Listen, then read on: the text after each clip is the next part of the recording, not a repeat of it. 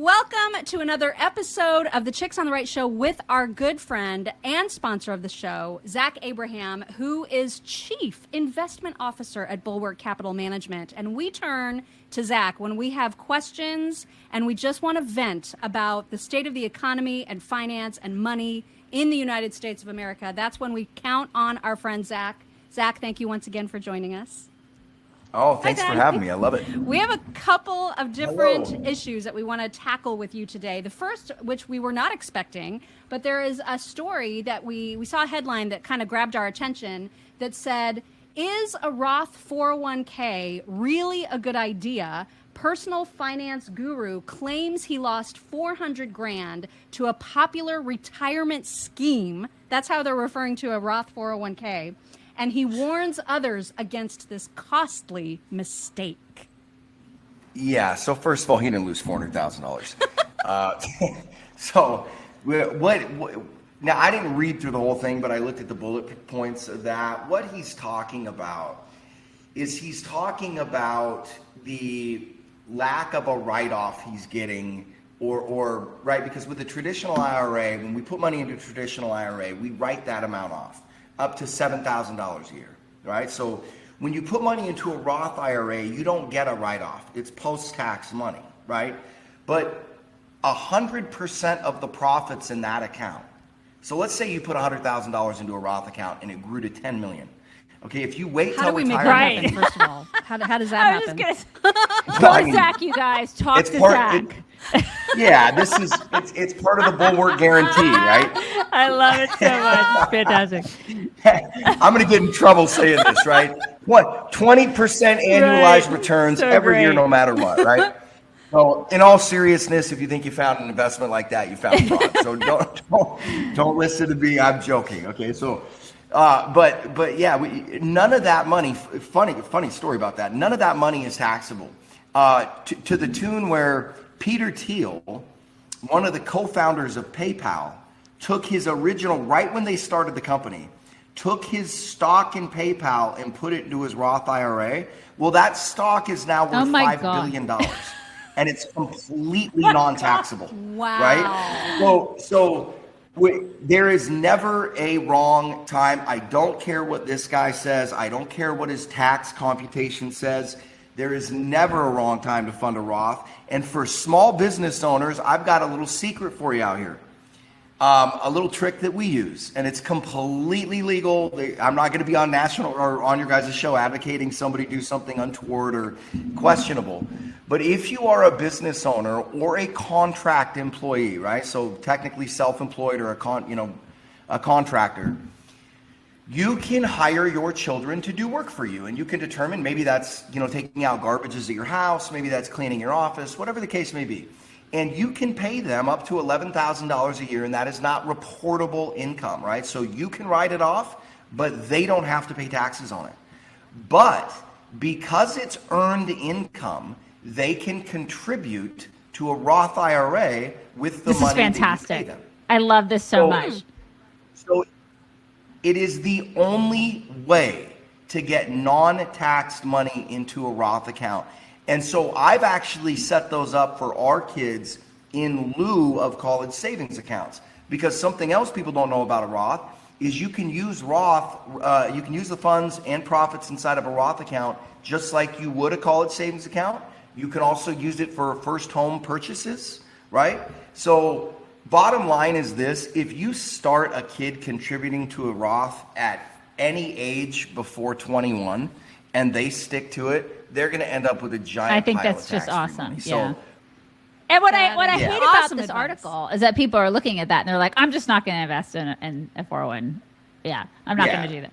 Yeah, don't do that. Now what he might be talking about is like in a lot of these new 401k plans, they have like a Roth sleeve. So you've got the traditional 401k setup, which works exactly like a traditional IRA. And then you can also fund the Roth side.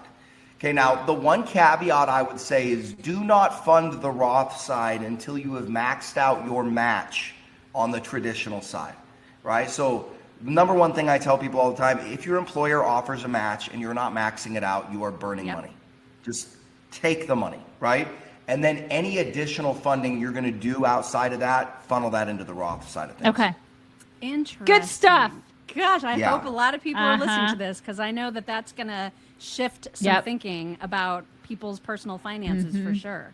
Well, and I don't know if you guys feel like this, but look, as long as we're operating inside the rules and we're not breaking any rules, when you cannot pay the IRS, right? It just feels like Christmas, doesn't it? Even Like, though, isn't that even sad? though it's your money, it's your money to Like, I begin was- with, right? Yeah. Right. But when my CPA showed me this whole Roth thing, I came home just rubbing my hands together, going, "Baby, you'll fantastic. never guess," Yep. you know. Yeah, it makes me excited.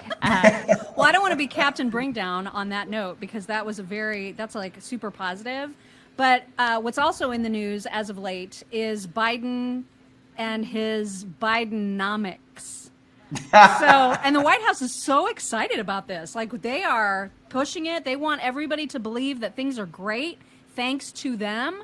So what was your reaction when you first heard the term and its rollout?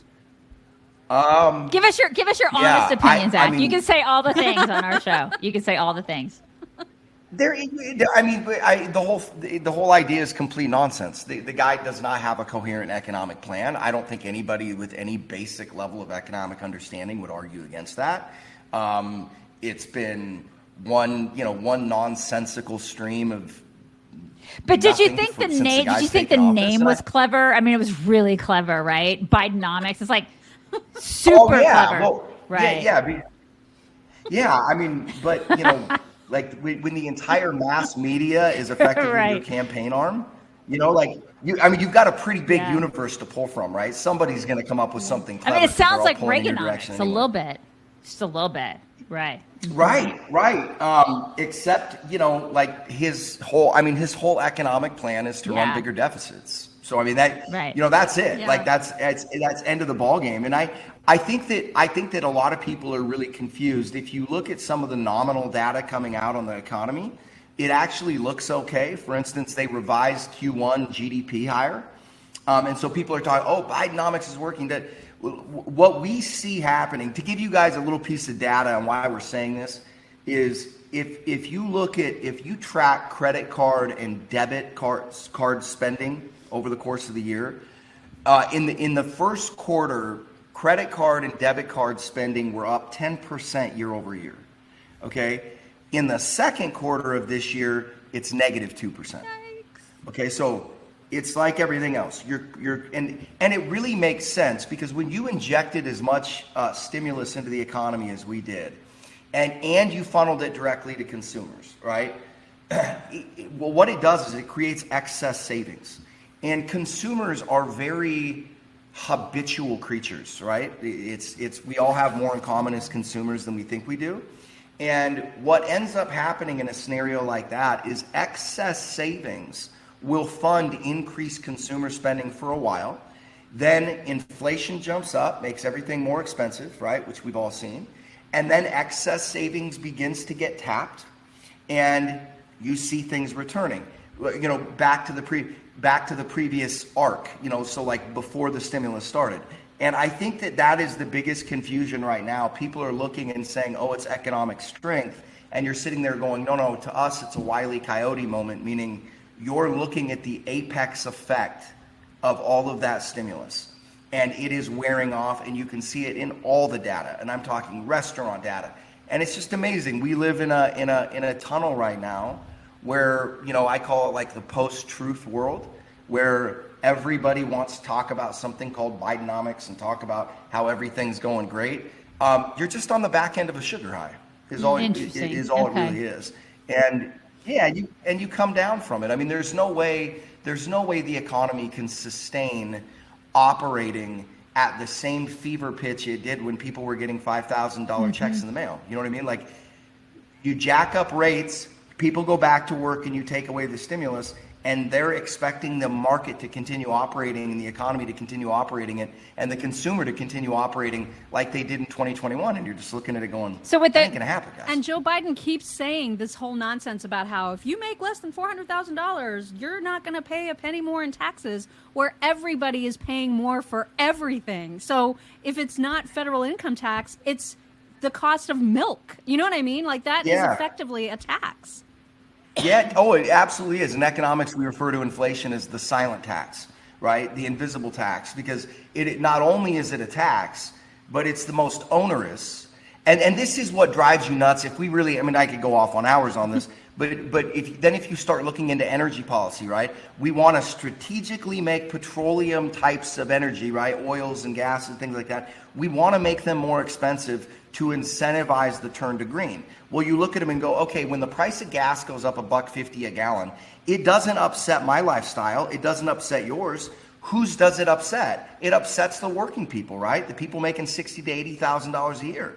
And when you sit there and look at the fiscal irresponsibility, and it's not just Democrats, right? It's one of the funny things that really ticks me off about the right too, is that there seems to be this habit of we only care about debt and deficits when there's a Democrat in the White House, right? So I'm not trying to get too partisan with it, but you just look at it and go, you know, inflation is the number one killer to the average consumer, right? It's worse than marginal tax rate here or there.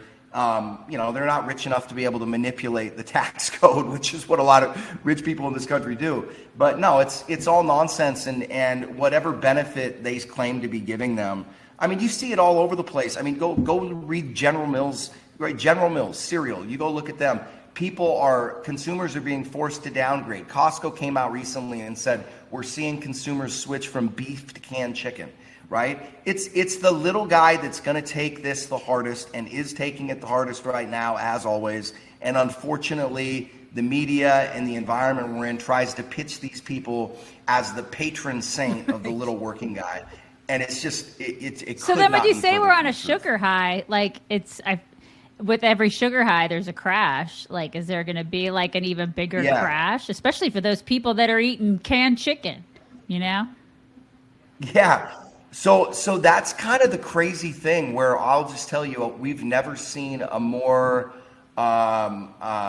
bifurcated market outlook, where you've got the stock market telling you one thing, and literally every piece of leading economic data we can get our hands on, it's very consistent. And it really makes sense. If you track all the data, you're kind of clipping along at this normal run leading into 2020, right? And then all of a sudden, all the stimulus hits, all that stuff hits, and you just see an explosion in consumer spending, debt issuance, credit issuance, all these different things, right? And so once that stimulus is pulled away and interest rates are jacked up, I don't think it's crazy to assume that things will return to the arc they were on previously before all that artificial stimulus was injected, right? Well, what the market is saying and what Wall Street is saying is, no, we have a new normal, and this becomes the baseline that we build from. And you're looking at it and going, you guys are insane, right? You can't jack rates this high, remove all that stimulus, and expect the consumer to continue spending the same way. It's just not possible. So, to us, I think that I think we're on the front edge, the tip of the spear of that quote-unquote crash.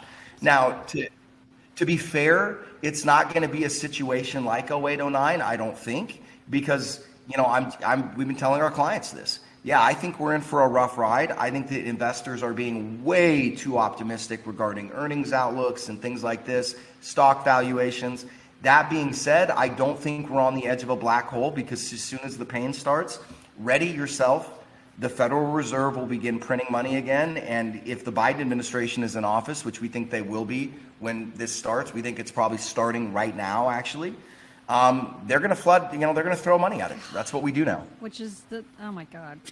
Okay. Yeah. Well, shoot, because I was here I was like, I don't want to be Captain Bringdown, because we were on such a high when you were telling us about the 401k, the Roth stuff. And I have a feeling that when people listen to this, they're going to be like, how do I get a hold of that Zach guy? Because I want to know more. So tell them how they can get a hold of you. They want that $10 million. The guarantee, right? The guarantee that I'm sure regulators will love to hear that I'm guaranteeing 20% annualized return.